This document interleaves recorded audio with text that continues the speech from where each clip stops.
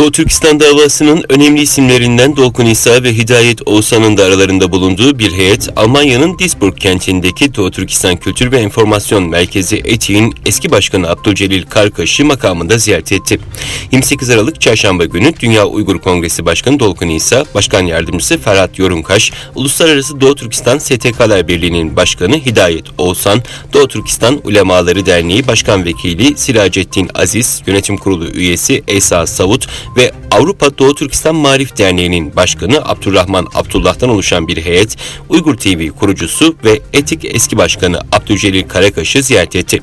Görüşmede Doğu Türkistan ve güncel meseleler konuşuldu ve fikir alışverişinde bulunuldu. Çin, Tayvan'ın bağımsızlık yolunda adımlar atması halinde sert önlemler alacağı tehdidinde bulundu. Pekin yönetimi Tayvan'a dışarıdan müdahale ve buradaki tahriklerin gelecek yıl artabileceğini iddia etti.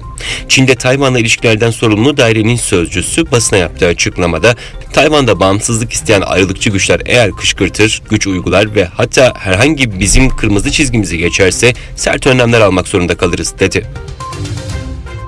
Bağımsız Devletler Topluluğu liderleri COVID-19 salgını ile mücadele için Rusya'da St. Petersburg'da bir araya geldi. Toplantıya Rusya Devlet Başkanı Putin, Azerbaycan Cumhurbaşkanı Aliyev, Belarus Devlet Başkanı Lukashenko, Kazakistan Cumhurbaşkanı Tokayev, Ermenistan Başbakanı Paşinyan, Kırgızistan Cumhurbaşkanı Çaparov, Özbekistan Cumhurbaşkanı Mirziyoyev, Tacikistan Cumhurbaşkanı Rahman ve Türkmenistan Cumhurbaşkanı Berdimuhamedov katıldı.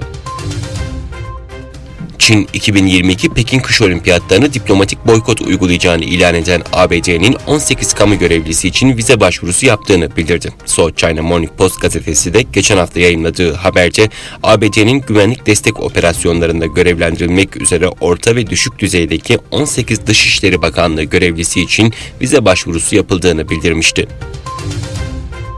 Almanya Sağlık Bakanı ülkede COVID-19'un omikron varyantının hafife alınmamasını istedi. Bakan, şu anda bildirilen omikron vakaları içinde bulunduğumuz tehlikenin hafife alındığını gösteriyor, dedi. Filistin Devlet Başkanı Abbas 6 yıl sonra ilk kez İsrail'i ziyaret etti. Abbas, İsrail Savunma Bakanı ile görüştü. Görüşme, bakanın Tel Aviv'in doğusundaki Rosh Hain şehrindeki konutunda gerçekleşti. İsrail Savunma Bakanlığı ofisi görüşmeye dair bilgi paylaştı. Görüşmede hem güvenlik hem de sivil alanlarda çeşitli konuların ele alındığı vurgulandı.